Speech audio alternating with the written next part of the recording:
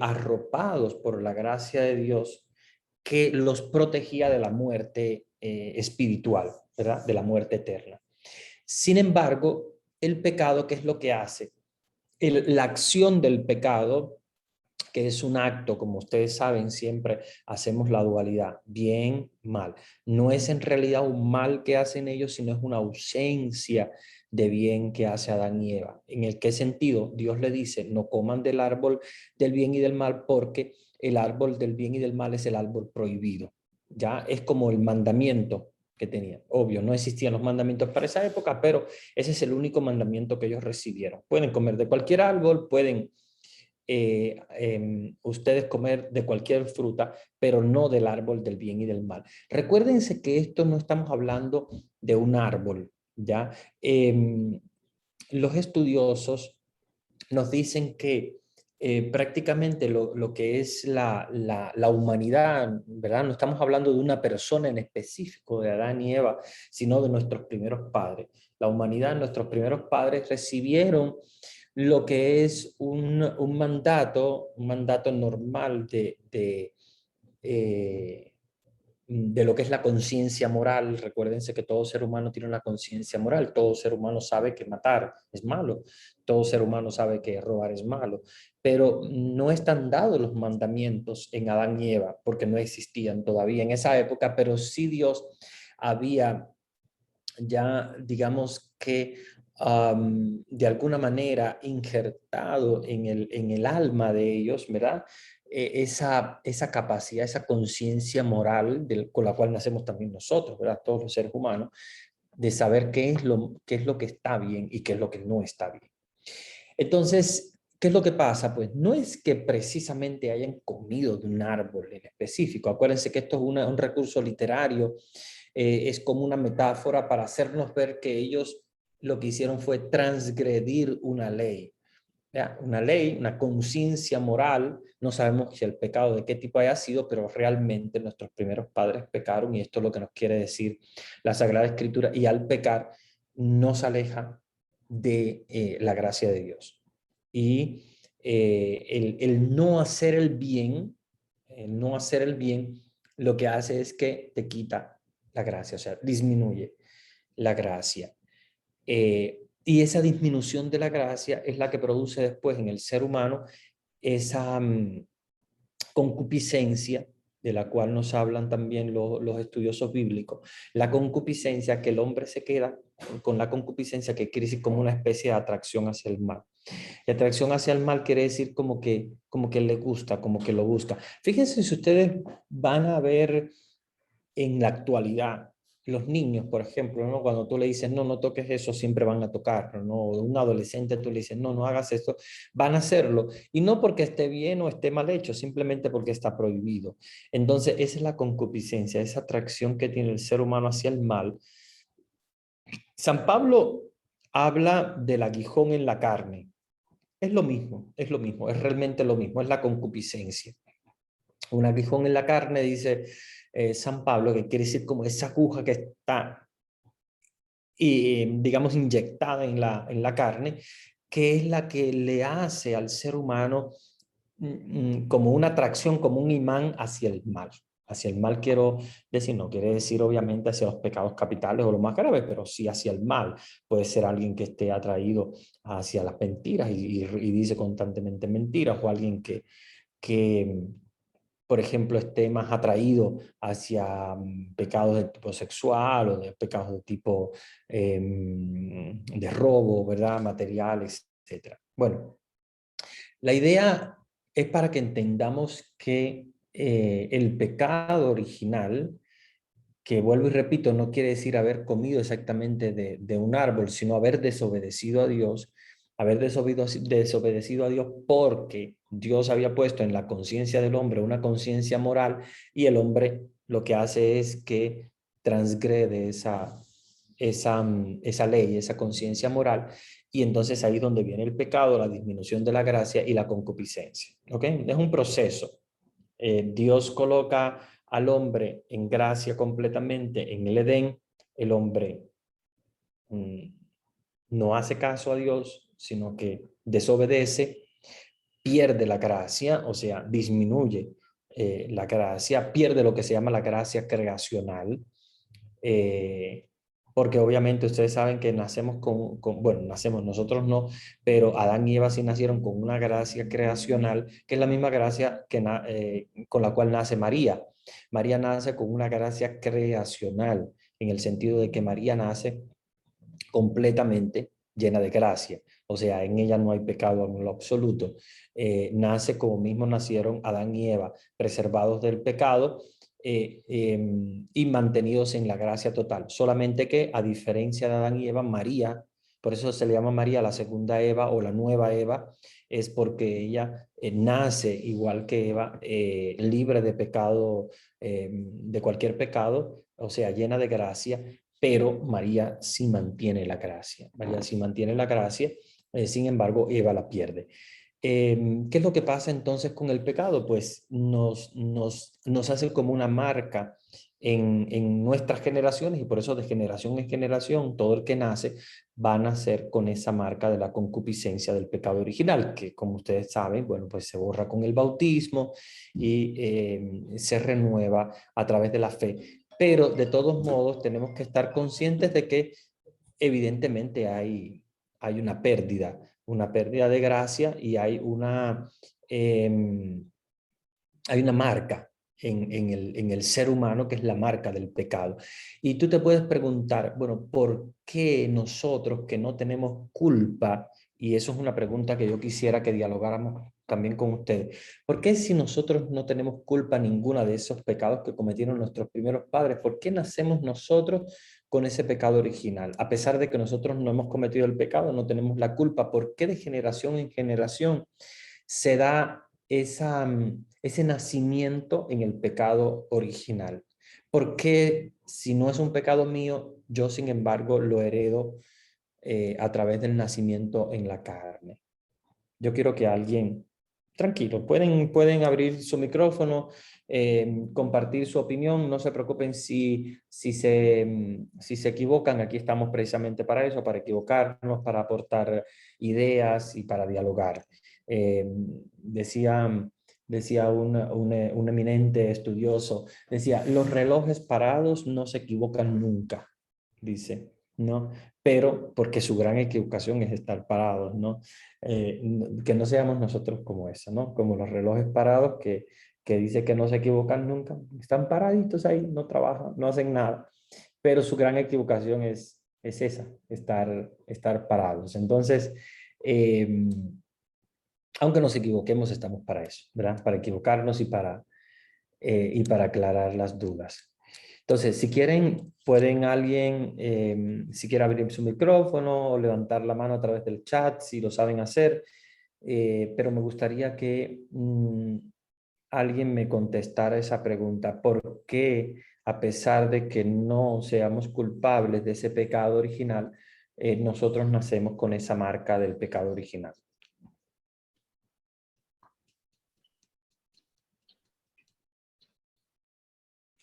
Porque es el pecado original de Adán y Eva. Porque es el pecado original de Adán y Eva. ¿Y por qué, si ellos lo cometieron, nosotros lo heredamos? Porque Dios le dijo a ellos después de haber cometido el pecado, así será todo tus descendientes. Yo pienso que es porque somos seres humanos.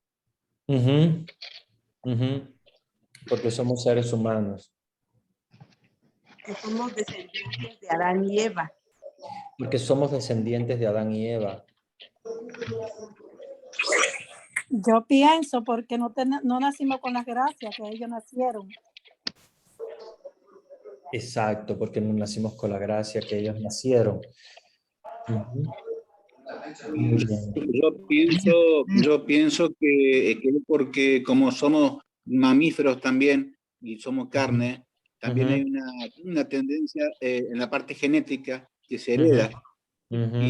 Y como tiene la carne, el ser humano, el mamífero, las tendencias animales que la tenemos y con nuestra conciencia las vamos gobernando, digamos. pero está eso en la parte, en la carne, en la genética. Muy Yo opino bien.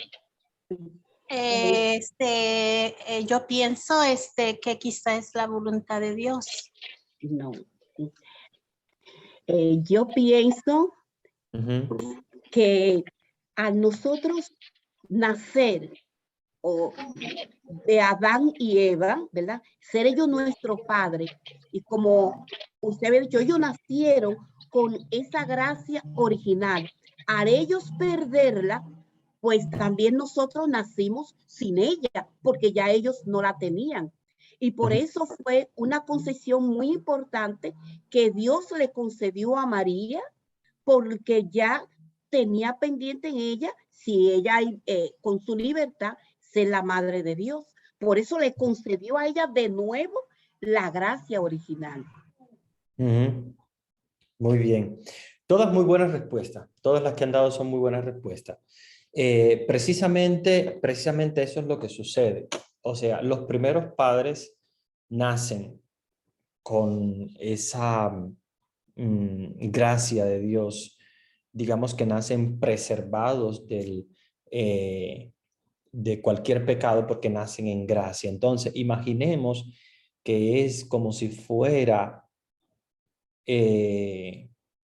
blanco, como la nieve. Digamos, como la nieve cuando acaba de... Bueno, los que viven en Nueva York saben cómo es la nieve cuando acaba de caer. Ya después no, ya después se ensucia y se ve horrible, pero acaba de caer. Es así como blanco, blanco, blanco, blanco, blanco. Si nosotros tuviéramos la oportunidad, no lo podemos hacer porque obviamente no tenemos esa capacidad, pero si tuviéramos la capacidad de poder ver ver un alma, que no se ve obviamente porque no es material, es espiritual, pero imagínense que fuese como una materia, si lo pudiéramos ver de alguna manera, veríamos algo completamente trascendental y grandioso, porque es algo como muy puro, muy puro, muy puro, muy blanco. ¿Qué es lo que pasa con el pecado original? Que algunos, incluso algunos grandes estudiosos no le llaman pecado original, los pecados originales, en el sentido de que no fue cometido solo por una persona, sino por nuestros primeros padres. Y cuando se habla de nuestros primeros padres, estamos hablando de los primeros que poblaron la humanidad. Lo que ellos hicieron fue que desobedecieron a esa voz de Dios interna, que es la conciencia moral con la cual nacemos. Entonces, al desobedecer, como que el alma se mancha. Digamos que esa pureza del alma, esa blancura que hay, recibe una manchita. Digamos que una manchita como si fuera de una tinta negra, ¿ya? ¿Qué es lo que pasa? Pierde entonces lo que es la gracia creacional. La gracia creacional es la gracia total con la cual nosotros podríamos haber nacido, pero no pudimos nacer porque ya nuestros primeros padres, digamos como que se les manchó el alma, ¿verdad? Y esa mancha del alma, que es el pecado original, obviamente, al nacer nosotros, ¿verdad? Que somos descendientes de ellos, aunque no tengamos culpa en lo absoluto de lo que ellos han hecho, ya nosotros nacemos con esa atracción al mal, esa concupiscencia y esa mancha en nuestra alma. No es que Dios lo ha querido, que es su voluntad. No, esto sí no es una respuesta correcta, porque no es voluntad de Dios que nosotros nos alejemos de Él, sino que Dios en su voluntad es que nosotros permanezcamos en su amor, solamente que no nos va a obligar, no nos va a obligar en lo absoluto, nos va a dejar libre para que nosotros nos mantengamos en su gracia por libertad y voluntad propia nuestra, ¿verdad? Voluntad del ser humano. Dios no obliga al hombre ni a mantenerse en la santidad, ni tampoco al pecado. Simplemente Dios acepta la decisión del hombre. El hombre se aleja, comete el primer pecado, se mancha el alma y entonces la descendencia, por descender, por generación, es como se le dice, por generación, o sea, que nuestros padres nos generan, entonces al generarse, se genera un ser humano con una mancha de pecado original. La posibilidad que nosotros tenemos de borrar esa mancha es el bautismo. El bautismo borra esa mancha de pecado original con la cual nacemos, pero no se quita la concupiscencia. Fíjense qué interesante este proceso. ¿Por qué no se quita la concupiscencia? Por ser materiales, por ser carne, por ser de carne. Entonces, pero eso es lo interesante que tenemos, porque ahí es donde viene todo el proceso de autocontrol del ser humano.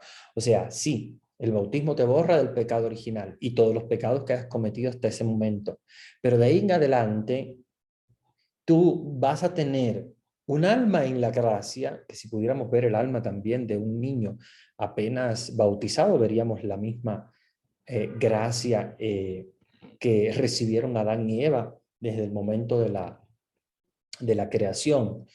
Es una gracia, es una blancura, pero con la concupiscencia. La concupiscencia quiere decir que hay una atracción, como les decía, al mal, y por lo tanto el ser humano tiene esa atracción y va a ser pecador por naturaleza. Ahora, lo interesante y lo bonito de esto es que Dios no nos deja solos, sino que nos ha ofrecido un Salvador y nos ha ofrecido la gracia santificante, que es diferente a la gracia creacional, pero es gracia siempre, pero es una gracia diferente. Está la gracia creacional con la cual nosotros podríamos haber nacido y con la cual nacieron Adán y Eva, que ellos perdieron por el pecado, pero Dios nos da otra gracia, que es la gracia santificante, que es la que recibimos nosotros en el bautismo y es la gracia que también recibimos con la confesión. Igual también se recibe con la unción de los enfermos, ¿verdad? Que es también un sacramento que solamente pueden impartir los sacerdotes, no pueden hacerlo los diáconos, porque ofrece gracia santificante. Acuérdense que todos los sacramentos que ofrecen gracia santificante las debe hacer el sacerdote por el poder que tiene para perdonar los pecados, ¿no? Entonces, en ese caso, junto con la confesión, solamente el sacerdote puede ofrecer la unción de los enfermos, porque ofrece, como les decía, al igual que la confesión, esa renovación de la gracia santificante. Hay una reflexión interesante que nosotros podemos hacer ahora, que es cuando Dios vio, ¿verdad?, que Adán y Eva se habían alejado, que se habían escondido, que se habían colocado se habían vestido, porque obviamente se les abren los ojos, y, o sea, pierden la inocencia, se encuentran desnudos. Dios no abandona al ser humano, sino que le ofrece la gracia santificante a través de la redención. Y esto solamente es a través de Jesucristo. Fíjense que Dios, en el momento del pecado, Él ya desde ese momento, Él quiere ofrecerle a los primeros padres, nuestros primeros padres, esa gracia santificante a través de la redención.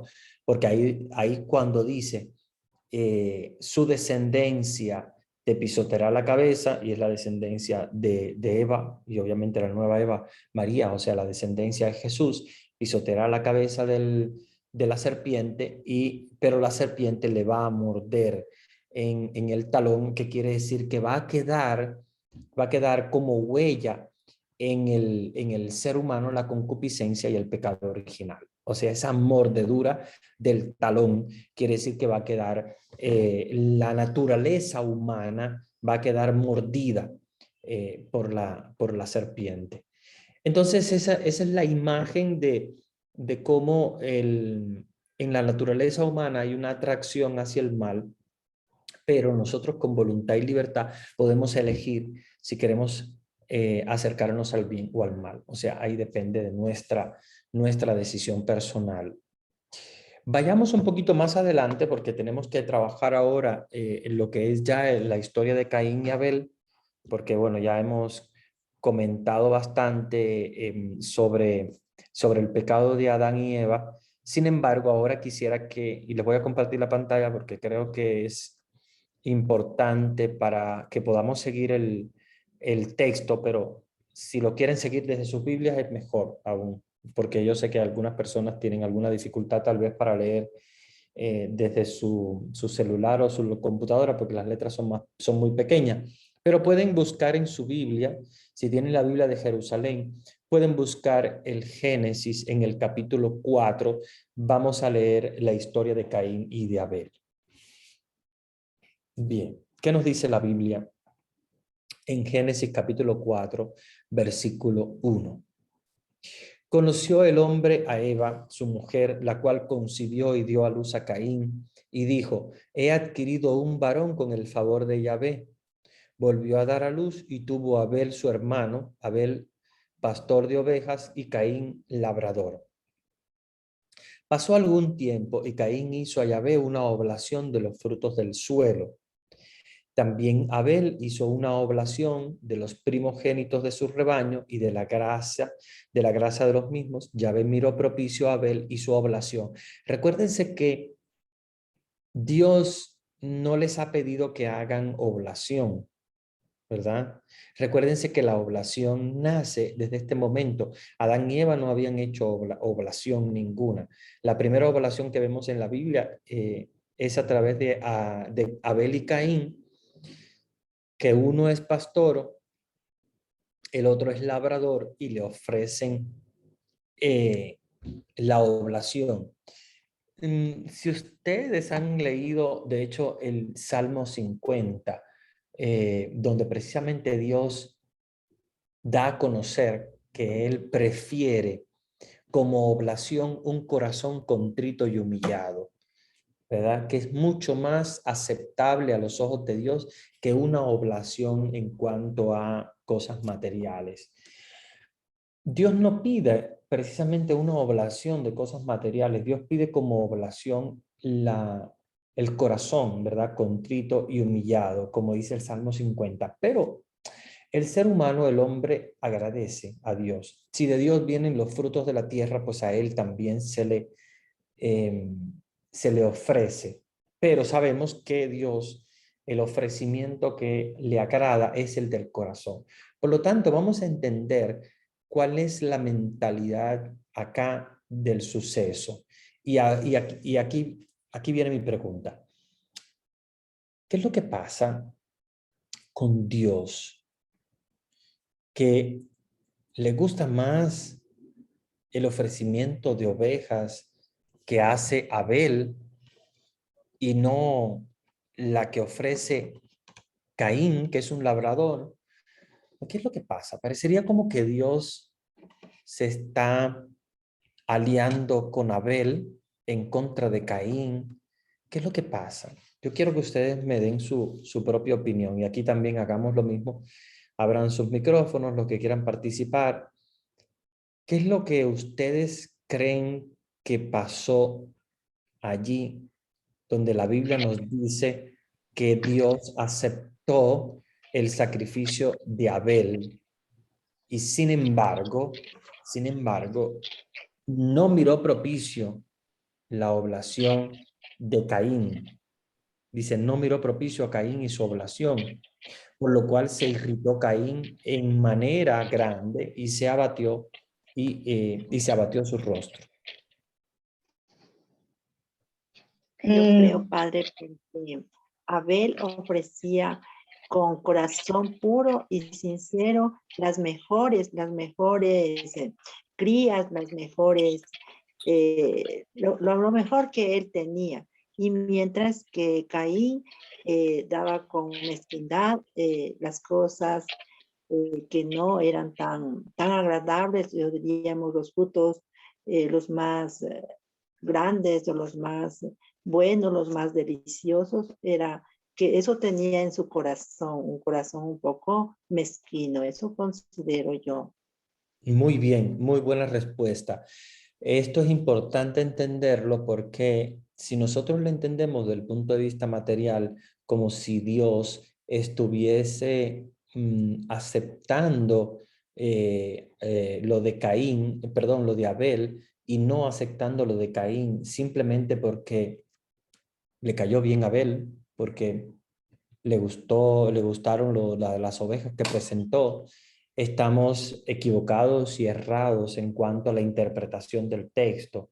Porque recuérdense, y vuelvo a repetir de nuevo lo que dice el Salmo 50, donde nos dice que Dios ama un corazón contrito y humillado, que es la mejor oblación que nosotros podemos ofrecer a Dios, porque Dios no mira, digamos, la parte material, aunque sí es para Dios también importante. Si uno le ofrece, obviamente, los frutos de la tierra, que manan de Dios, salen de Dios y a él regresa. Sin embargo, Dios no se fija exactamente en eso, sino en la actitud. Y esto que la hermana estaba diciendo es muy importante, es el corazón con el cual se entrega la ofrenda. Entonces esto es importante que nosotros lo sepamos, porque es lo mismo que hacemos en la iglesia. Si hacemos una ofrenda, no es porque el que haya entregado más cosas o más ofrendas, de alguna manera Dios lo va a mirar mejor, o Dios va a aceptar mejor la oblación de esa persona, sino que Dios se va a complacer en lo que hay en el corazón, ¿verdad? No es tanto lo que das, sino cómo lo das, la forma en la que lo das y lo que interiormente tú sientes en tu corazón cuando estás ofreciendo algo. Entonces esto es importante que lo tengamos en cuenta, hermanos, porque si nosotros no tenemos en cuenta esto, lo que nos podría pasar es que nos equivocamos y pensamos que a Dios lo que le agrada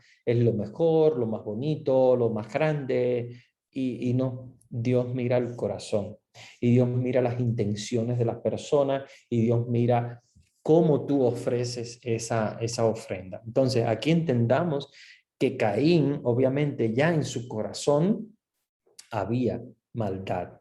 Y esa es la maldad que no le gustó a Dios, ¿verdad? Y por lo tanto no miró propicio a Caín. Pero no es que a Caín le haya echado Dios pues una maldición o que lo haya apartado. No, simplemente no lo mira propicio, como dice la Sagrada Escritura. No mirar propicio no es una maldición. Acuérdense que Dios no puede maldecir, porque Dios es bendición 100%, no hay maldición. Dios no maldice, sino que Dios simplemente no mira propicio. ¿Por qué? Porque se da cuenta que en ese corazón no hay bondad. Sin embargo, mira propicio a Abel, que en su corazón sí hay bondad, y por lo tanto lo mira propicio, y de esa manera entonces Dios acepta el sacrificio de Abel.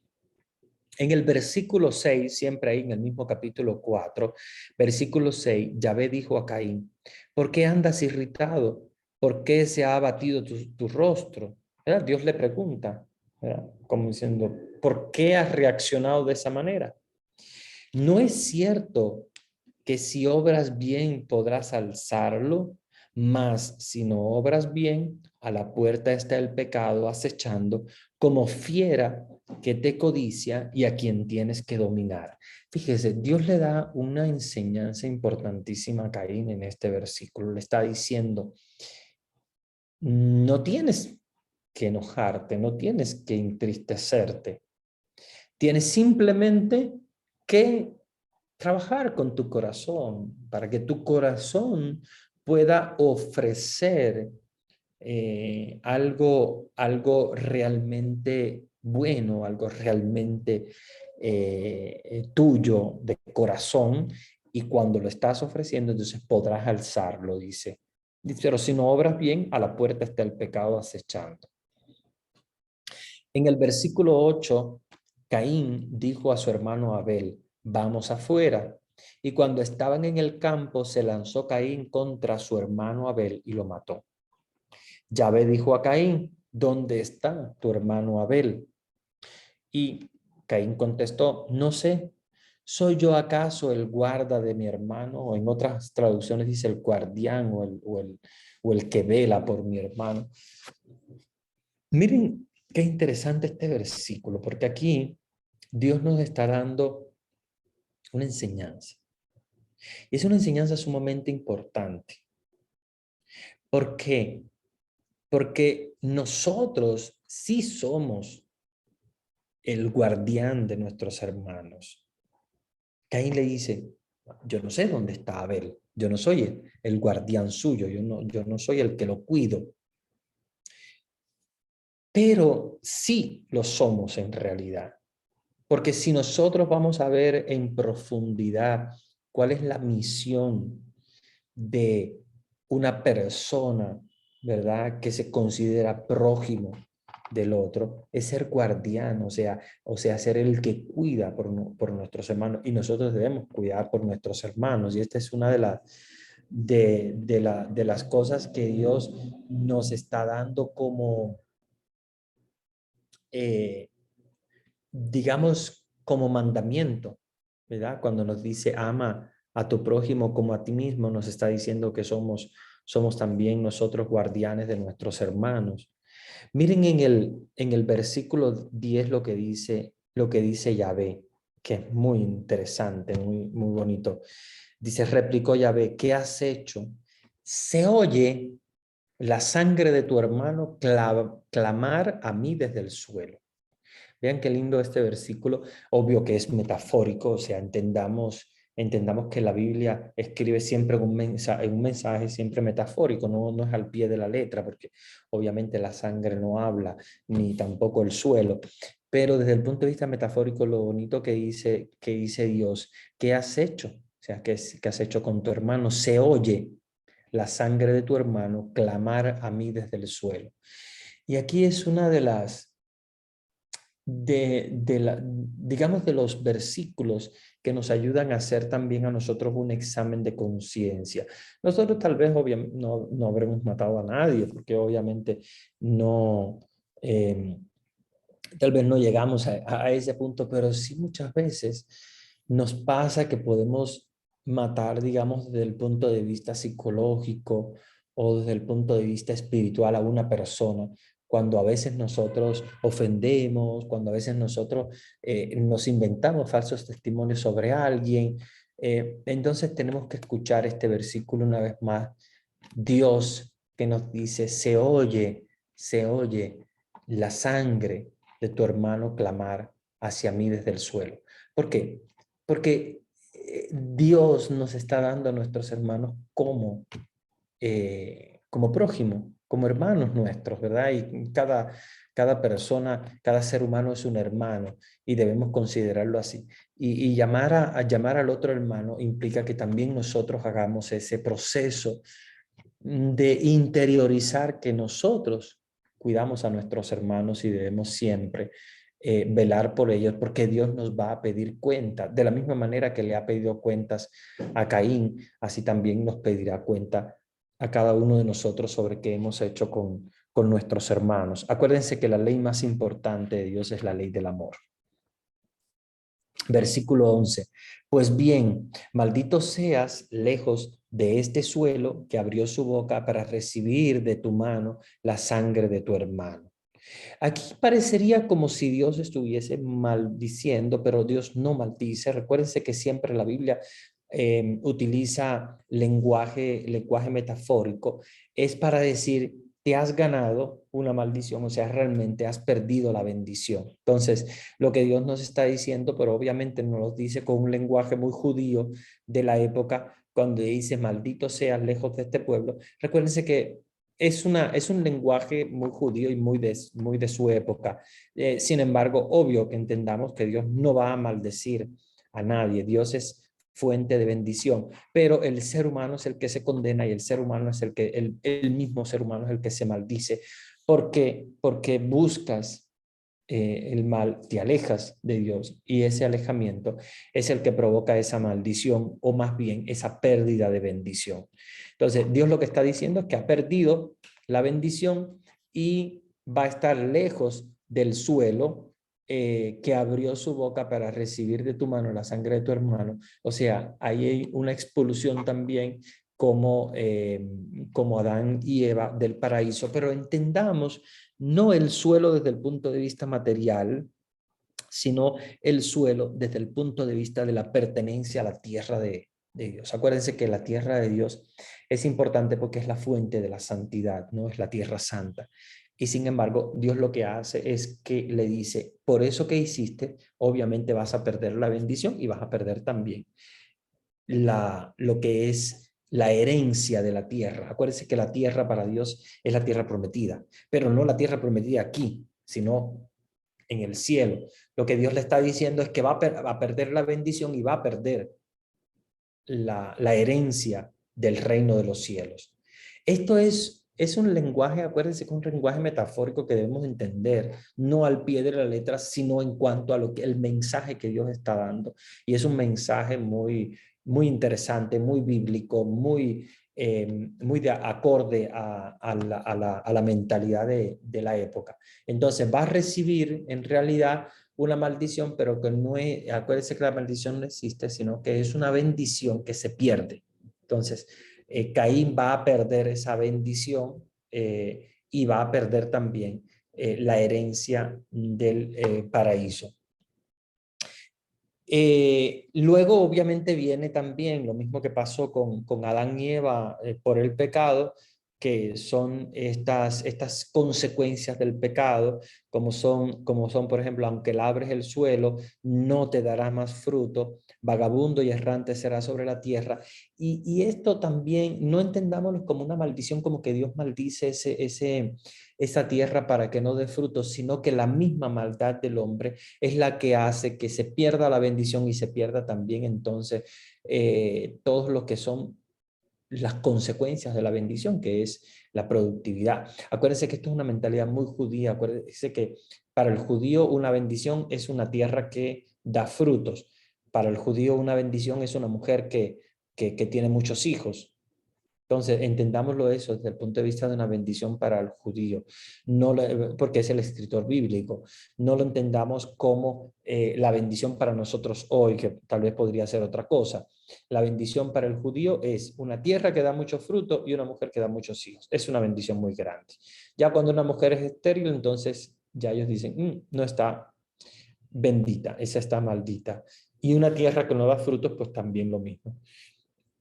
Entonces, prácticamente lo que está diciendo el autor bíblico aquí es que Caín pierde una bendición y por lo tanto pierde también las consecuencias de esa gracia que había quedado en él, que ya obviamente era una gracia marcada por el pecado original, pero una gracia que había recibido de su nacimiento. Y de allí entonces... como mismo consecuencia de esta situación de pérdida de la bendición,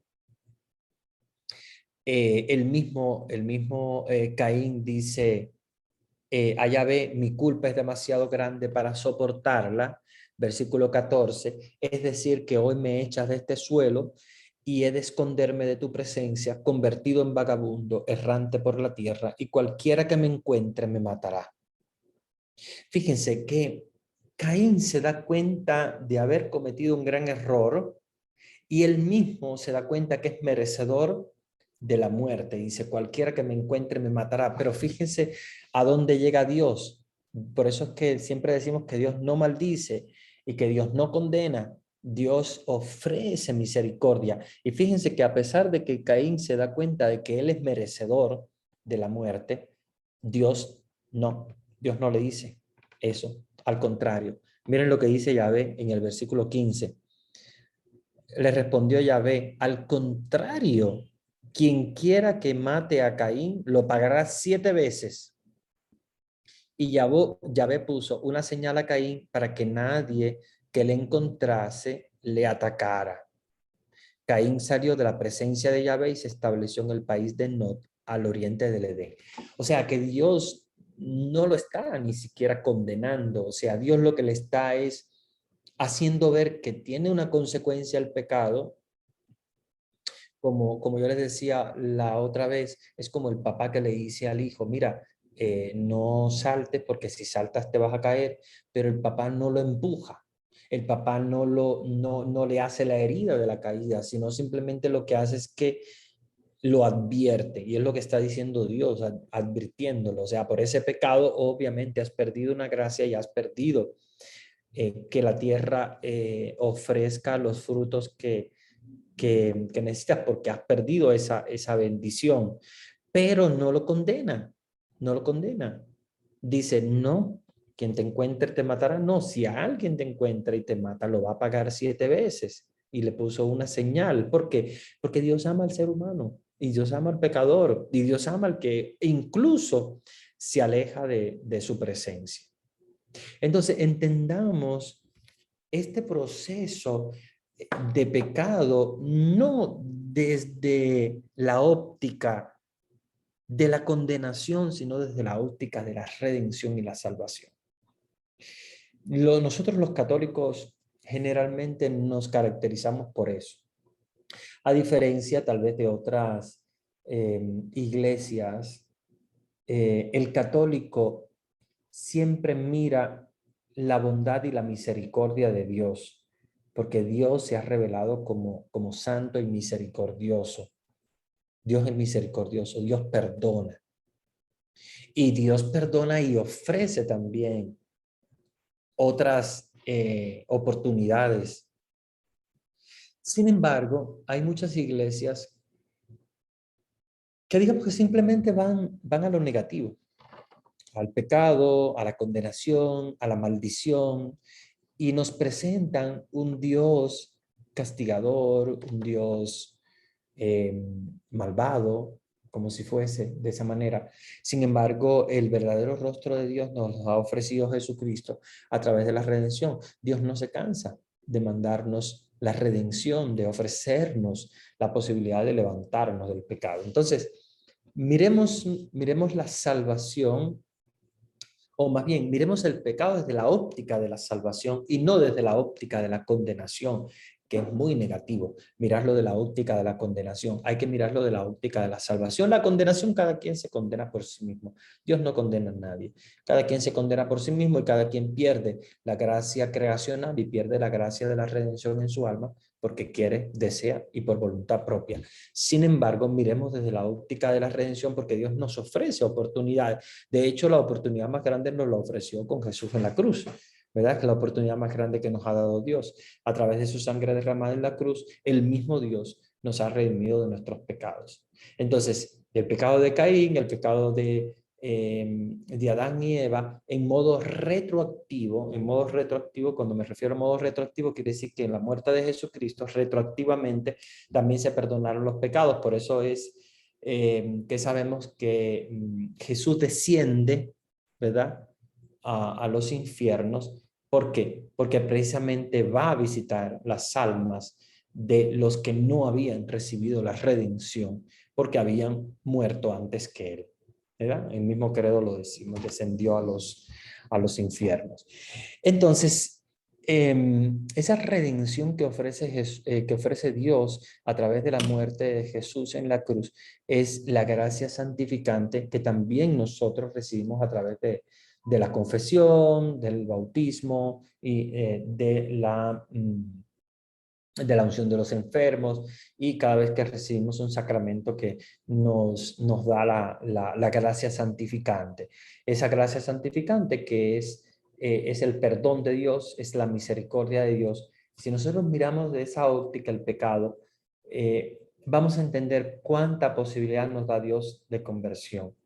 Nos da muchas oportunidades, porque Dios no busca la muerte del pecador, ni busca la condenación. Dios busca siempre la salvación, la redención por Jesucristo. Vayamos entonces ya un poco más adelante, porque aquí ya vamos a ver todo un proceso un poquito más monótono, como son las mujeres, ¿verdad? De Caín, los que nacen de la descendencia de Caín. Recuérdense que es la primera descendencia que nos ofrece la Sagrada Escritura.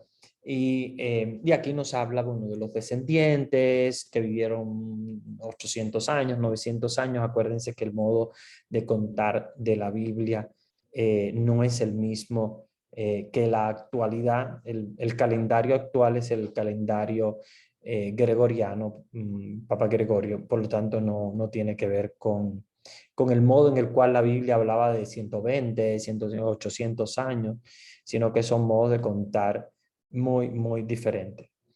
Luego se nos habla obviamente de la maldad y del hombre como, digamos, como aspecto de su propia naturaleza. Y llegamos entonces al momento del diluvio. Y aquí donde yo quiero, porque ustedes ya lo conocen bastante bien, yo quiero que hablemos sobre el diluvio. ¿Qué piensan que Dios quiso hacer con el diluvio? ¿Cuál fue la intención de Dios a través del diluvio? ¿Por qué Dios elige esta familia, verdad? Esta familia de Noé y la salva del diluvio. Sin embargo, hace llover sobre la tierra para limpiar la humanidad del pecado que ya vimos que empezando con Adán y Eva, luego con Caín y luego los descendientes de Adán y Eva van a cometer a través de los tiempos. Sin embargo, Dios como que busca una alternativa y la alternativa es el diluvio. ¿Qué intención tenía Dios? ¿Por qué Dios hace esto?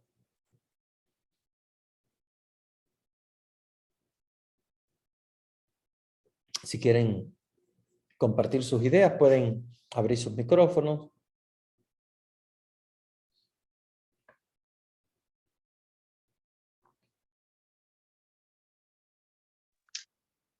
Yo creo que para limpiar todo ese pecado que vino desde Adán y Eva y todas las cosas de Caín, y porque la descendencia del Señor estaba tan contaminada que también yo leí algo por ahí que vinieron los ángeles y vivieron con los humanos y dieron hijos gigantes. Entonces Dios quiso limpiar todo eso, todo esos pecados para hacer una nueva creación. Yo digo llena de esperanza. Sí, muy bien. ¿Quién Quería más? agregar que pienso que Dios cada vez no ama tanto, que cada vez que nos desviamos y nos queremos alejar más y más de Él, es como que Él dice, bueno, no, acá tengo que hacer algo con él y ahí actúa, hace de acuerdo a lo que se propone, ¿no es cierto?, para brindarnos otra oportunidad. Sí. Yo quisiera poner un lineamiento Sí. de lo que pasó con Caín y Abel y lo que está pasando actualmente con la humanidad toda, ¿no?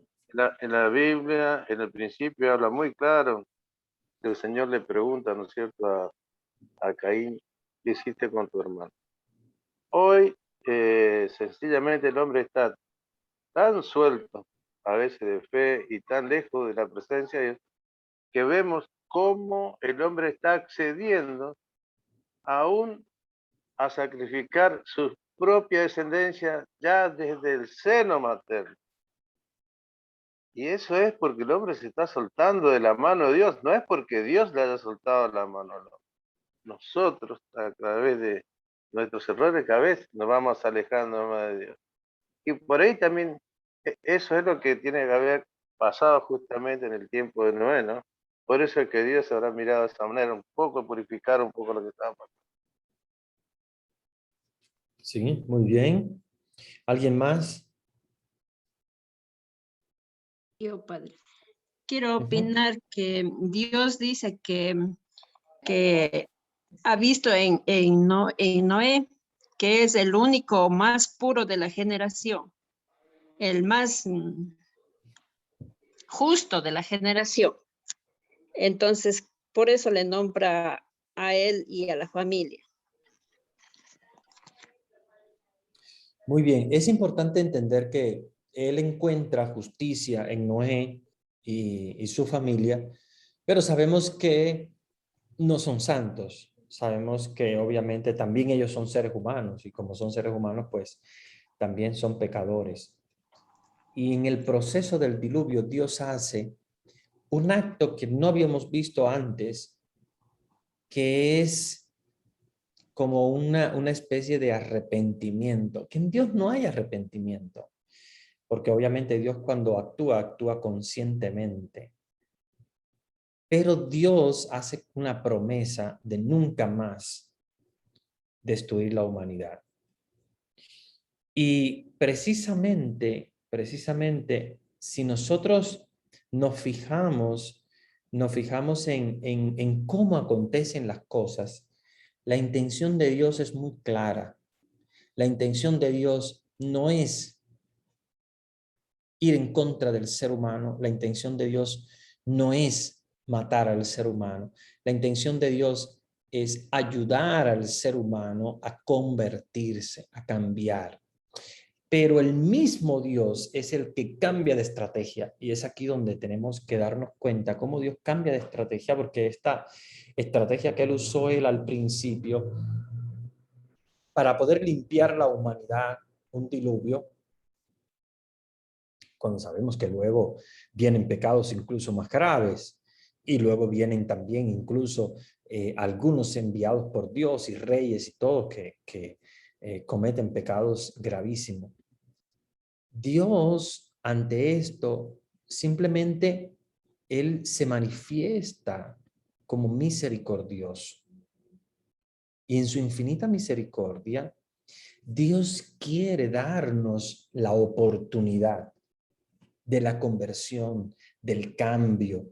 Entonces, fíjense, hermanos, que el diluvio, la destrucción de Sodoma y Gomorra, no es una intención malvada de Dios, es una intención de Dios de querer limpiar al hombre, de querer ayudar al hombre a darse cuenta de que está eligiendo caminos no adecuados. Pero el mismo Dios cambia su estrategia porque se da cuenta de que obviamente así no se puede.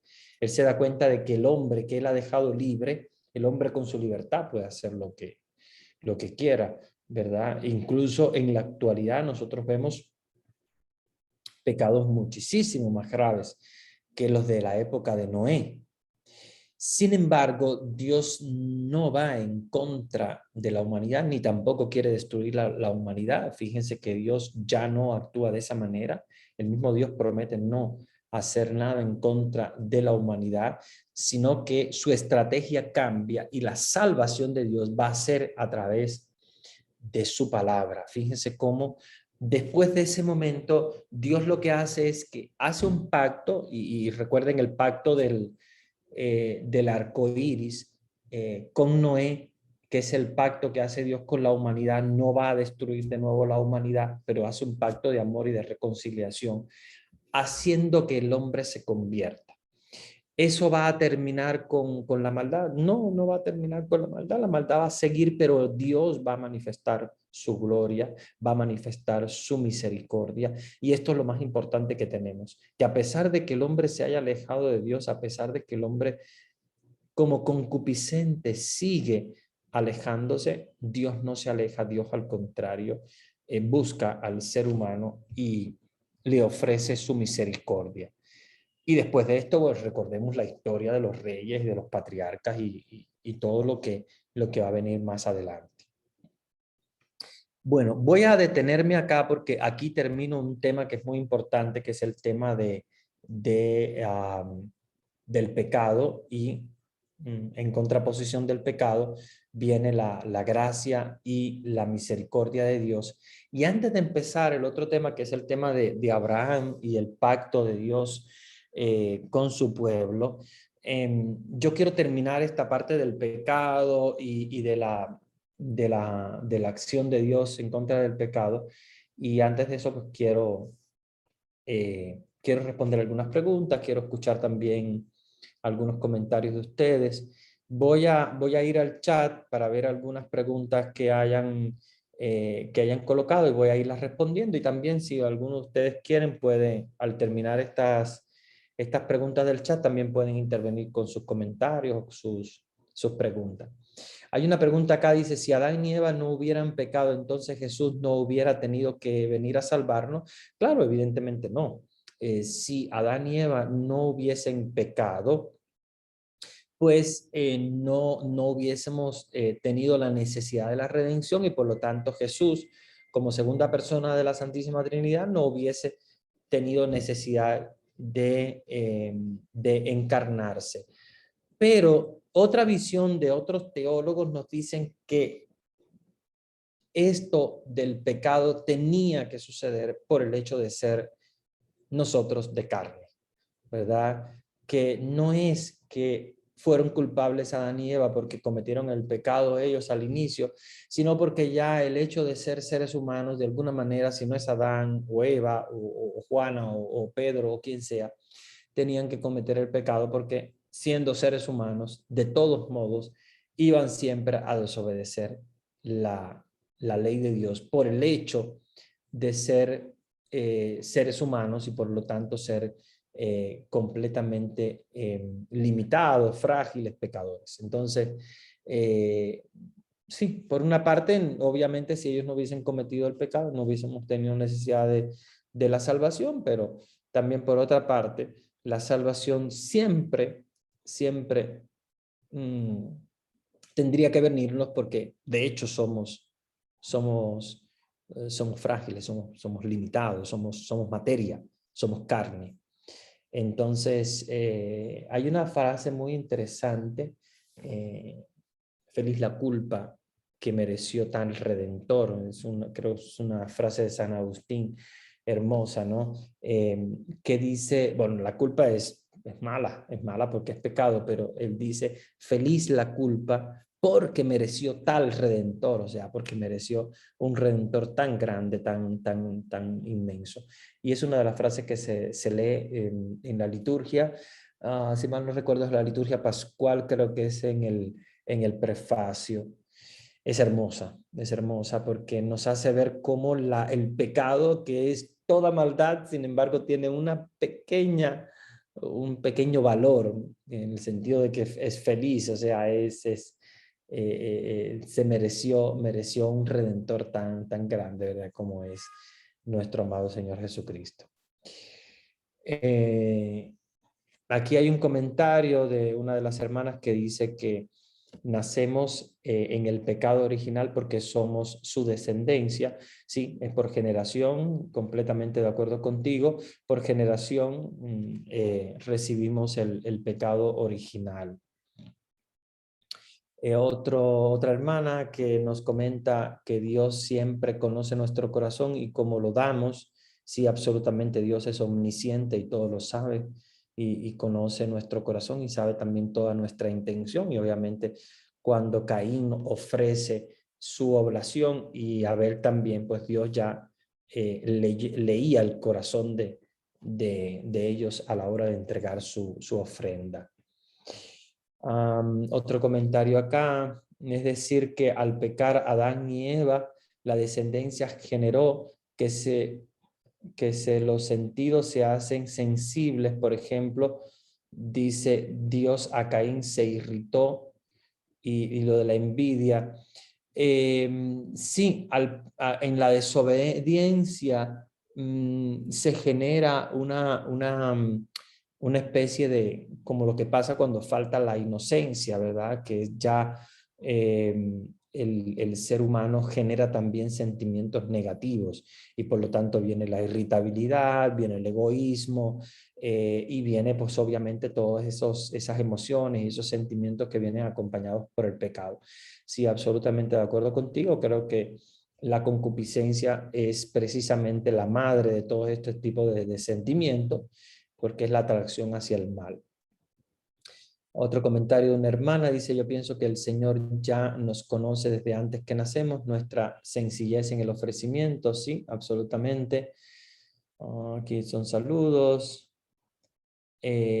Otro comentario, yo creo que porque no quería que se siguiera contaminando las almas, porque todavía habían almas buenas, pero ya había mucha maldad en el mundo. Sí, claro, evidentemente eso fue la causa del del diluvio, eso es lo que nos dice la Biblia, que es la causa del diluvio, pero entendamos que luego Dios se va a dar cuenta de que la maldad pues convive con el ser humano.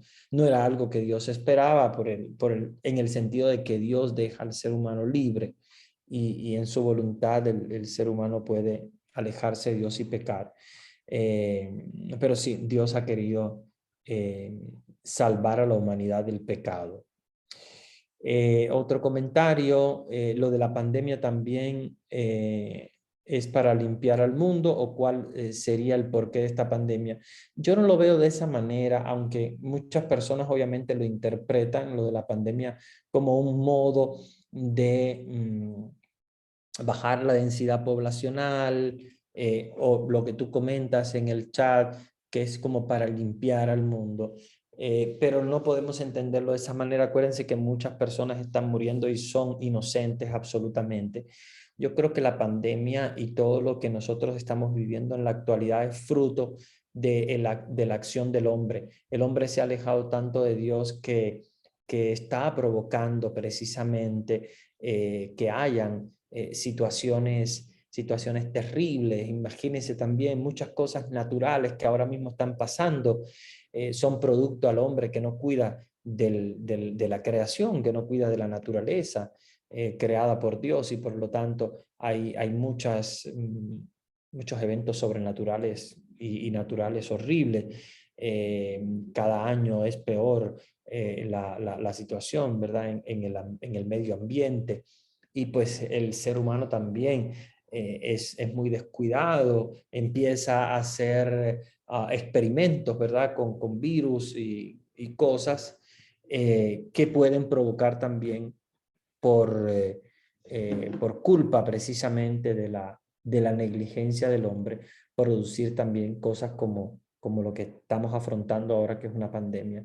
Pero no es voluntad de Dios eso, no es Dios que quiere limpiar la humanidad, no lo entendamos de esa manera. Entendamos que es un error del hombre, es negligencia del hombre y es incapacidad precisamente del hombre de poder seguir a Dios, porque el hombre que realmente sigue a Dios permanece en la bendición y permanece en la bondad y en el bien. Si el hombre se aleja de Dios, pues vienen también todos estos desastres naturales y sobrenaturales.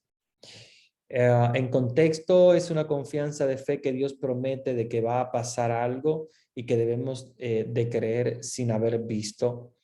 No sé realmente a qué se refiere. En contexto, creo que sería algo que estaba yo hablando anteriormente, pero ahora no logro concatenarlo con lo que estaba hablando, pero sí, si lo tuviéramos en el contexto se podría entender un poco mejor. Hay otra opinión, dice mi humilde opinión, sucede lo mismo que con Lot y sus hijas. Dios le dio una oportunidad para salvarse, pero al igual nadie escuchó los llamados de Dios. Sí, evidentemente este es un accionar de Dios que es muy diferente al de ahora, porque Dios de esa manera trataba de hacer ver al hombre su maldad. Y por eso pasó, ¿verdad?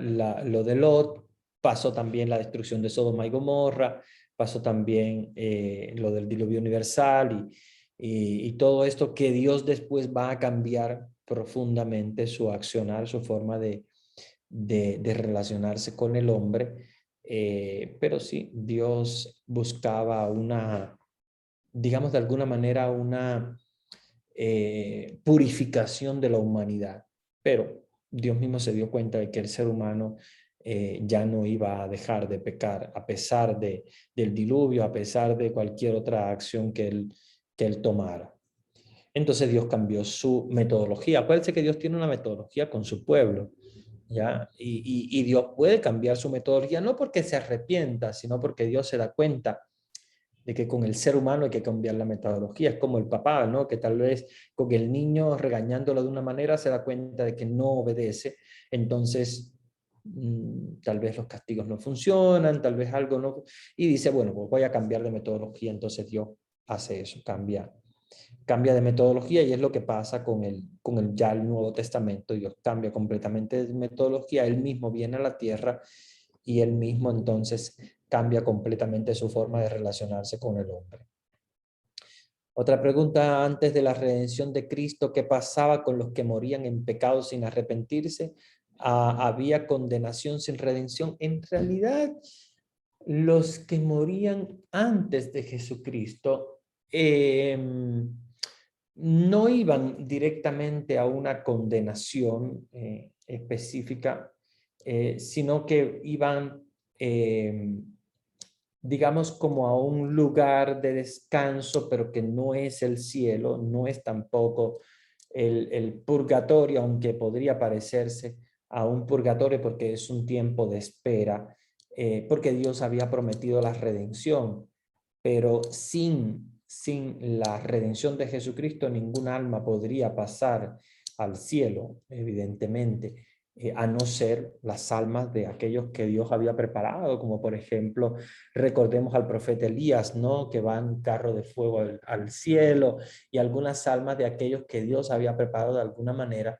Los otros quedaban como en suspensión, digamos, en un estado del alma. Acuérdense que no hay un lugar para el alma no ocupa lugar porque no es material, pero sí un estado del alma, es una situación del alma, un estado donde se encuentra el alma que no es el cielo, pero se está preparando para eso.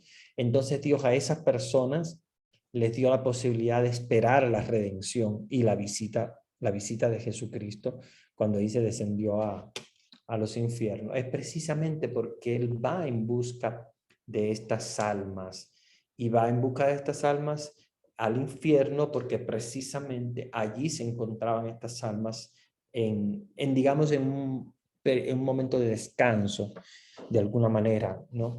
Para poder recibir la redención de Jesucristo, porque sin la redención de Jesucristo no se puede llegar al paraíso. Acuérdense que todos ellos nacieron con pecado original y cometieron pecado. Solo por la redención de Jesucristo. Padre, ¿puede explicar la unión de los hijos de Dios y las hijas de los hombres?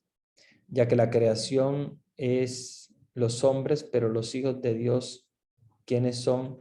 ¿Y quiénes son los hijos de estas relaciones que dice los héroes de la antigüedad, hombres famosos? Bueno, Dios, acuérdense que había elegido a su pueblo. Los hijos de Dios se consideraban el pueblo de Dios y los hijos de los hombres se consideraban generalmente extranjeros, o sea, personas que todavía no conocían a Dios. En el inicio o en sus inicios, el pueblo de Dios pensó que no podían, digamos, intercambiarse o mezclarse con otras generaciones, con otros pueblos, pero sí sucedió y esto es lo que nos narra la Sagrada Escritura. Los hijos de Dios, las hijas de los hombres, precisamente esta unión, podemos hacer ese exégesis entre los que son ya prácticamente, digamos de alguna manera, escogidos por Dios porque forman parte de su pueblo, y aquellos que van a formar parte de su pueblo, pero que forman parte de su pueblo por inclusión en su pueblo.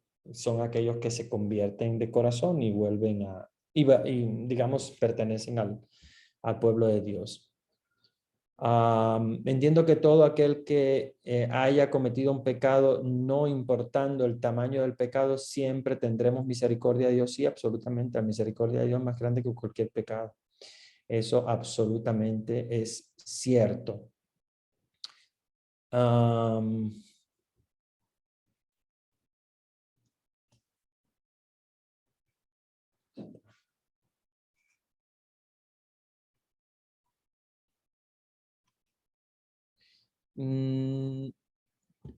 Tengo una pregunta acá, pero no la entiendo muy bien.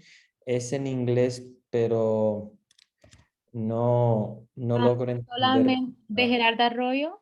Ujú. Sí, solamente está diciendo que es, dice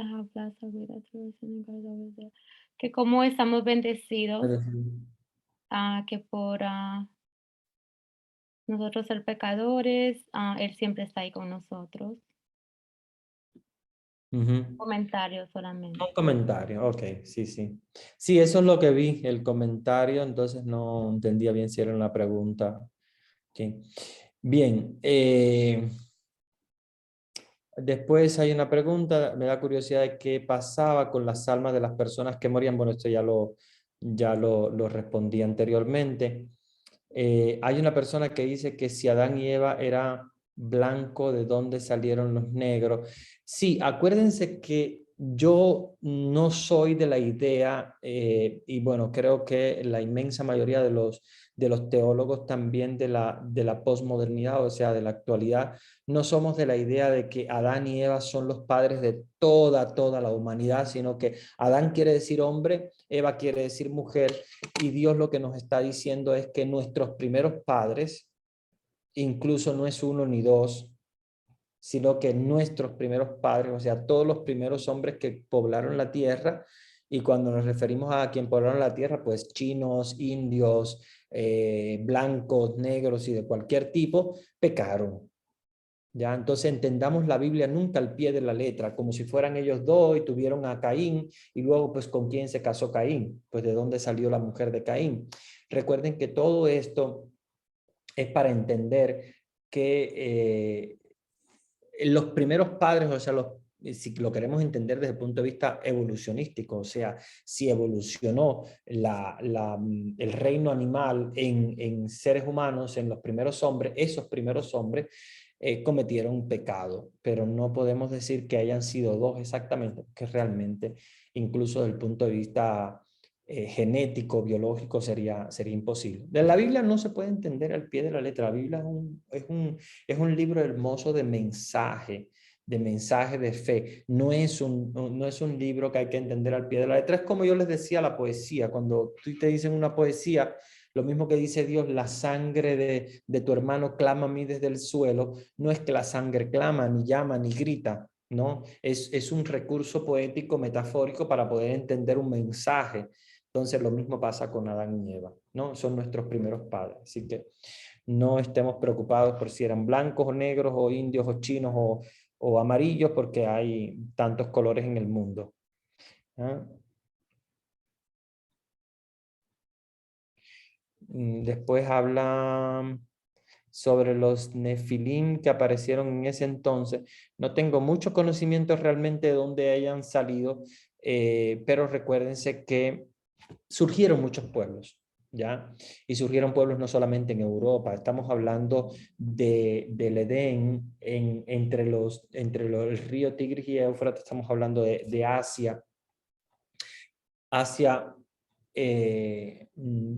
Europa, y de esa porción de tierra no es donde único salieron los seres humanos, sino que poblaron la tierra, y habían también, obviamente, diferentes pueblos y diferentes naciones, que después vamos a ver cómo el pueblo elegido por Dios, que son los descendientes de Abraham, luego al final pues terminan incluso mezclándose con otras poblaciones generalmente cercanas allí, pero había también población en África, y había población también en otras partes del planeta.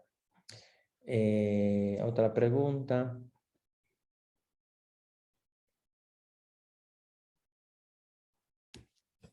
Si tú me ayudas, Vanesita, la otra también en inglés, pero no la entiendo mucho. Sí, solamente está diciendo que ella entiende de que Dios nunca quiere que nos alejemos de Él. Ah, sí, sí, No. sí. Luego, los momentos actuales que vivimos no son muy diferentes de la época del diluvio de Sodoma y Gomorra. No, efectivamente no son muy diferentes, probablemente sean hasta peores, porque recordemos que la humanidad, en la medida en la cual muchas veces va avanzando en algunas cosas, va retrocediendo en otras, y obviamente también la maldad está muy regada, muy... y sí, obviamente también en la actualidad hay pecados como el de Sodoma y Gomorra. Y no son simplemente pecados sexuales. Fíjense que a veces nosotros como iglesia, sobre todo en la época medieval, hubo mucho más énfasis en los pecados desde el punto de vista sexual y la moral sexual. Sin embargo, tenemos que entender que el pecado es muy amplio, ¿verdad? Y hay mucho pecado en la humanidad en muchos sentidos. En muchos sentidos. Imagínense ustedes los grandísimos pecados incluso de corrupción que hay en los diferentes países y pueblos y ¿verdad? Hay cosas que pasan que son bien graves y obviamente nuestra humanidad es igual que la de Sodoma y Gomorra. Pero Dios ha cambiado la metodología. Si no, pues necesitaríamos prácticamente un diluvio, pero no. Dios prometió no hacerlo. Dios prometió no destruir nunca más la humanidad, ¿verdad? Y ese fue el compromiso que hizo y el pacto que hizo a través del arco iris con Noé. Salud de Ecuador, Fabiola, dice, Dios se entristeció mucho por toda la humanidad que se encontraba en pecado y aún así el Señor mediante su amor le muestra su misericordia y quiere que se arrepientan de todo lo malo que estaban haciendo. Sí, Dios en su infinita misericordia siempre nos ofrece el arrepentimiento. El arrepentimiento que es el pacto de nuevo con Él. Fíjense que el pacto de Dios con nosotros es un pacto de gracia, ¿no? Es el pacto de su gracia que nos ofrece a través de un acto, ¿verdad? Como es el caso del diluvio. Y en ese acto de misericordia, Dios se reconcilia con nosotros. Acuérdense que en ese momento no existía Jesús. Bueno, existía Jesús como segunda persona de la Santísima Trinidad, pero no como el Salvador, como el Cristo Redentor, hecho carne por nosotros. Por lo tanto, Dios no tenía otra manera de poder volver de nuevo a reconstruir su gracia con nosotros. Entonces, su gracia viene a través de los pactos. La gracia de Dios viene a través de los pactos, como diciendo, bueno, ya destruimos el pecado, destruimos la humanidad a través del diluvio, entonces rehacemos de nuevo un pacto de gracia. Entonces la familia de Noé recibió esa gracia de Dios o esa bendición, que luego pierde de nuevo también, porque recuérdense que luego vemos también otras situaciones de pecado, incluso también más grandes, pero Dios siempre muestra su amor y su misericordia y nunca va a condenar al hombre, sino que va a ofrecerle su gracia. Es el hombre él mismo el que se autocondena, él mismo es el que se aleja de Dios. Otra pregunta dice, tal vez no tiene que ver con el tema, pero tengo esa duda. En la psicología se usa hipnosis y regresiones, ¿esto va en contra de la religión? ¿No se puede hacer a favor de explicarnos? Sí, puedo explicarlo tranquilamente, no hay ninguna contradicción entre el uso de las técnicas psicológicas que están avaladas científicamente, como la hipnosis o las regresiones. No tiene nada que ver en el sentido de no va en contra de la religión, ni tampoco va en contra de ningún postulado religioso.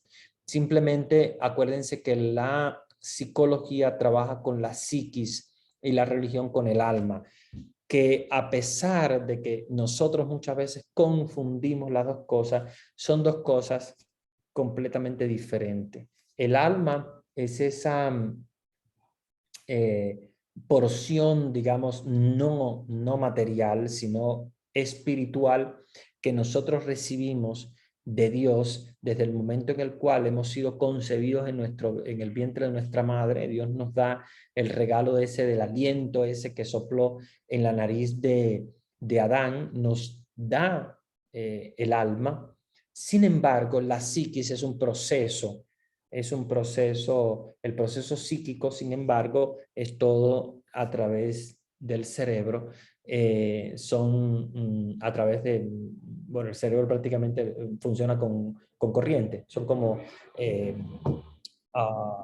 digamos, las áreas del cerebro funcionan con estímulos eléctricos y por lo tanto la psiquis es toda esta otra parte, digamos, cerebral, donde obviamente podemos hacer regresiones a estados anteriores del desarrollo y que ayudan mucho también para resolver algunos problemas psíquicos. Y la hipnosis pues es muy buena, muy positiva, porque ayuda a que el ser humano pueda adormentar básicamente lo que es el sensor, que es el que impide que nosotros accedamos a los recuerdos del pasado, y nos ayuda a recuerdos del pasado. Acuérdense que la psicología, su base está en las estructuras psíquicas como la memoria, la concentración, los afectos, los sentimientos, las emociones, etcétera. Todo este mundo que es muy interesante. Tiene mucho que ver también con el aspecto del alma, pero no es exactamente el alma. Entonces, entendamos que no tiene contradicción ninguna, está bien. Incluso cuando son técnicas científicamente avaladas, pues la Iglesia también las considera porque han sido avaladas científicamente. Entonces, claro que obviamente están muy, ¿cómo se llama? En consonancia, no están en contra absolutamente de la Iglesia. Nos hemos apartado un poco del tema, pero creo que es importante aclararlo porque a veces tenemos esa duda. Claro, después hay otra parte que es el acompañamiento psicológico. Si uno que es cristiano, es bueno que uno tenga un acompañamiento psicológico de alguien que sea también cristiano, porque después entran muchos aspectos desde el punto de vista espiritual, desde el punto de vista moral, etcétera. Pero la técnica que se usa no hay problema ninguno. Yo mismo he usado hipnosis en muchas de mis terapias. No lo uso con todas las personas porque no todas las personas son hipnotizables, ni tampoco todas las personas necesitan de hipnosis, pero sí la he usado y creo que es muy útil. Pero trabajo con un aspecto diferente al del alma, al del espíritu, aunque se concatenan o en el sentido de que se relacionan, pero no son la misma cosa, por lo tanto no trae ninguna contradicción en lo absoluto. Así que hay muchos psicólogos científicos y que también tienen formación religiosa, pues yo siempre les comento a las personas que buscan ayuda, creo que es bueno buscarlo siempre dentro del ámbito religioso para evitar que hayan después conflictos, porque puede haber muchos conflictos en cuanto a la religión y entonces en lugar de ayudarte psicológicamente, a veces en lugar de ayudarte al contrario, no te ayudan, o sea, te pueden crear incluso hasta un complejo o pueden crearte un conflicto también psíquico, y entonces en lugar de recibir una ayuda es al contrario. Por eso yo siempre digo, traten de buscar lo más posible una persona que sea católica. ¿Con la hipnosis se puede llegar a regresiones a vidas pasadas? No, en lo absoluto no. No se llega a vidas pasadas. La regresión científica, porque son cosas diferentes. O sea, hay movimientos religiosos que pueden usar la hipnosis y las regresiones, pero no de un modo científico, sino de un modo esotérico. Esa no la creemos y esa no es sana tampoco. Las regresiones a vidas pasadas, no. Las regresiones son a estados del desarrollo anteriores. Por ejemplo, una regresión a través de hipnosis que se hace, por ejemplo, a cuando se era pequeño, incluso a la vida intrauterina dentro del útero materno. Sí se pueden lograr regresiones y se ayuda también a la persona a curar de traumas del pasado, etc. Ahora, ir a vidas pasadas, que si yo era un halcón o si era un tigre o que si era otra persona, no, en lo absoluto. Eso no es científico, psicológicamente ningún psicólogo, por lo menos psicólogo científico verdadero, ninguno hace regresiones a vidas pasadas porque suena obviamente a estupidez. No lo creemos ni como católicos ni tampoco como psicólogos científicos, no van en consonancia. Estas regresiones a vidas pasadas no. Son regresiones a estados del desarrollo anterior. ¿Ya? Entonces, si alguien te dice, no, un hipnosis va a regresar a vidas pasadas, dile, no, eso no es científico ni es psicología científica, eso es esoterismo, esotérico, es brujería, digamos, en otras palabras, para entenderlo, y no es aceptado por la Iglesia ni tampoco es aceptado por la comunidad científica internacional. lo que es aceptado por la comunidad científica internacional, que es lo creado por Sigmund Freud. Él hacía la hipnosis con personas que padecían de histeria, pero para buscar cuál es el trauma de la infancia que provocó eso. Entonces eso está muy bien y es muy científico, pero regresiones a vidas pasadas no. Ya que estoy en este tema, quiero responder las preguntas que me colocaron sobre eso, así que de vidas pasadas no. ¿En qué momento el alma entra al cuerpo? Esta es una pregunta súper interesante y de hecho, cuando estudiamos en Roma era un punto de discusión muy larga entre los teólogos porque ellos no tienen una visión común entre todos. La iglesia obviamente nos dice que el alma desde el momento de la concepción ya hay alma en el ser humano, aunque no hay psiquis. ¿Ven la diferencia entre el alma y la psiquis? No hay psiquis todavía porque no ha habido desarrollo del cerebro, pero sí hay alma en el momento de la concepción. Sin embargo, si es en el mismísimo momento en el cual entra el espermatozoide en el óvulo, ¿en qué fijísimo momento Dios infunde el alma? Es un poco todavía discutible, pero ya les digo, a esferas grandes, a teólogos grandísimos. De todos modos, lo que comúnmente se cree es que en el momento de la concepción ya entra el alma en el cuerpo. No hay psiquis, pero sí hay,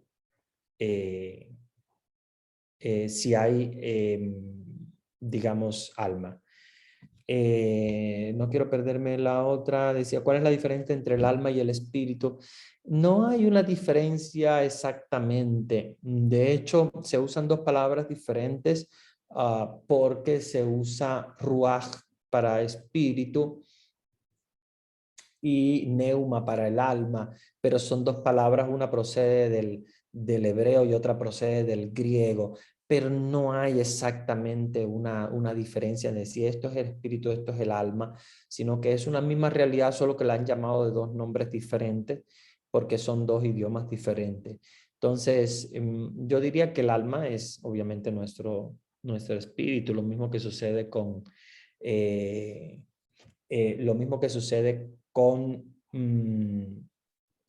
con Jesús, por ejemplo, ¿verdad? Que el alma de Jesús es su espíritu, o sea, es la segunda persona de la Santísima Trinidad. Ahora, hay una diferencia cuando hablamos del Espíritu Santo, por ejemplo, los dones del Espíritu, etcétera, porque obviamente ese espíritu no es alma. Entonces, la realidad espiritual es un poco más amplia que el alma. El alma, digamos que es una especie de espíritu, pero espíritu que toma un cuerpo. Esa alma es un espíritu que toma un cuerpo. Pero la realidad espiritual es más amplia. ¿Por qué? Porque hay muchas realidades que nosotros llamamos espíritu, pero que no son alma. El Espíritu Santo no es un alma, absolutamente no. Es un espíritu. Pero el alma sí es espíritu. ¿Ven? O sea, el espíritu no es un alma, pero el alma sí es un espíritu. Es un poco difícil de poder entender, yo sé que es un parafraseo un poco complejo, pero bueno, para que ustedes más o menos tengan una idea de cómo debemos distinguir entre lo que es alma, que es espiritual siempre, y lo que es espíritu, que muchas veces obviamente no es alma, como por ejemplo el Espíritu Santo, como por ejemplo el espíritu de los ángeles, no son almas. El alma es la realidad espiritual que toma cuerpo. ¿Cuál es el pacto del arco iris? Creo que más o menos le estuve explicando un poco sobre eso. El pacto del arco iris es que Dios no quiso ya después de ese momento que destruyó la tierra con el diluvio, destruir de nuevo la tierra, porque obviamente él se dio cuenta de que no es esa la manera de eliminar el pecado. Ya, acuérdense que el pecado no viene de Dios. Por lo tanto, Dios no tenía en ese momento la conciencia de cuánto el pecado podría llegar a ser. Entonces, ya es algo de voluntad del hombre, libertad del hombre. Y por lo tanto, él hace el pacto del arco iris para decir, no voy a destruir más la tierra. Solamente con el diluvio universal pasó eso y Dios entendió que no era ese el proceso y cambió su metodología. Entonces el pacto con Noé precisamente es ese, no destruir de nuevo la tierra. Si no habían leyes de Moisés ni los mandamientos, ¿cómo la gente del tiempo antes de Moisés reconocía el pecado? ¿Tenían conciencia de ello? Esta es muy buena pregunta, creo que anteriormente yo les había hablado sobre eso. Les hablé que nacemos con una conciencia moral, se llama así, conciencia moral, que es la conciencia del pecado. Que aunque tú no hayas estudiado los 10 mandamientos, tú sabes que no debes destruir a otra persona, ¿verdad?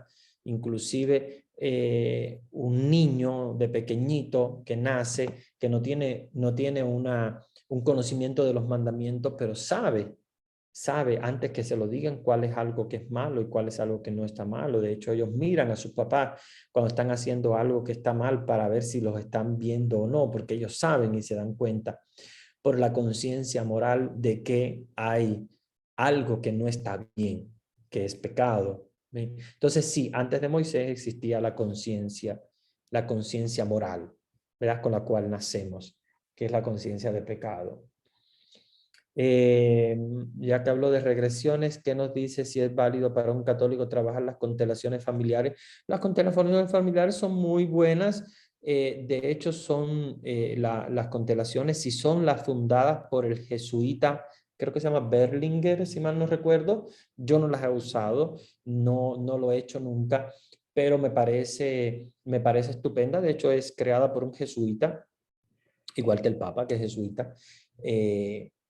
Las constelaciones familiares son muy válidas, sí, claro que sí. Ahora todo depende de quién es el constelador, porque si es un psicólogo, vuelvo y repito, que no es católico, puede ser budista o qué sé yo y tal, pues tal vez te ponga en las constelaciones familiares también estilo de regresiones a vidas pasadas o cuestiones contrarias a la fe. Por eso yo siempre digo, es bueno que la técnica psicológica sea hecha por personas de nuestra propia fe para no entrar en contradicción. ¿Ya? Porque hay muchas cosas que son científicas, pero el modo de hacerla, pues hay gente que la hace de un modo muy diferente y fíjense que hay algunos que son, como les digo, de otras religiones y sí, y no se usan bien. Fíjense que hay muchas cosas del budismo, incluso de yoga, usado por católicos, que son usadas por sacerdotes. Por ejemplo, el padre Anthony de Melo, entonces él utiliza cosas yogas que él sabe que no son contradictorios con la fe. Entonces ahí uno está más tranquilo porque sabe que hay un sacerdote que avala la técnica, pero siempre tenemos que saber que haya un sacerdote o que haya alguien que te ayude a no desvirtuarte de la fe, porque obviamente pueden haber consteladores familiares que no sean católicos. Yo prefiero que sean católicos, a pesar de que las constelaciones familiares son creadas por un sacerdote jesuita, lo cual creo que es muy, muy válido y muy bueno. ¿Qué significó el diluvio para el pueblo? Sí, pues significó, es como el bautismo, es borrar el pecado. Solamente que en esa época, pues, fue un poco devastante porque obviamente aniquiló a todas las personas que vivían en ese momento. Pero como les digo, Dios tomó conciencia de eso y de ahí viene el pacto del arco iris con Noé. Entonces sí, es el significado de borrar los pecados y cómo Dios puede con su poder borrar la iniquidad del pueblo. Yo creo que ya voy a responder las que hay ahí porque ya se nos está haciendo tardecito y debíamos ya tomar nuestro descanso que no tomamos en el intermedio, seguimos de largo. Pero aquí me quedan dos, voy a responder esas dos. Ecuador, dice Saúl, no entendí bien cuando usted dijo que si ya mujer es estéril es maldita y si tuvo hijos queda estéril, es lo mismo. Sí, lo que quiero decir es que la mentalidad del pueblo judío esa no es la mentalidad obviamente de Dios, ni es la mentalidad tampoco de nosotros los católicos, mucho menos, no, nada que ver. Pero para el judío, una mujer estéril es una mujer maldecida. ¿Por qué? Porque la bendición es la prosperidad de de los hijos, ¿no? La bendición viene a través de los hijos. Y para los judíos y para el pueblo judío, una bendición es tener muchos hijos y una maldición es estar estéril. Sea para un hombre, sea para una mujer, no tener descendencia es estar estéril. Igual la tierra que no da fruto es por una maldición, decían ellos. Y la tierra que da fruto es por una bendición de Dios. Pero sabemos que esa visión está completamente equivocada, ¿ya? Porque no es un fruto de la bendición ¿cómo se llama? La esterilidad o el tener o el no tener hijos. De hecho, nosotros los sacerdotes no tenemos hijos en lo absoluto. No quiere decir que no tengamos una bendición. Es la visión judía, no es la visión actual ni es la visión de la iglesia. Es la visión judía, que es la visión de la gente de la época. Si ustedes leen la Biblia, pues así. Muchos decían,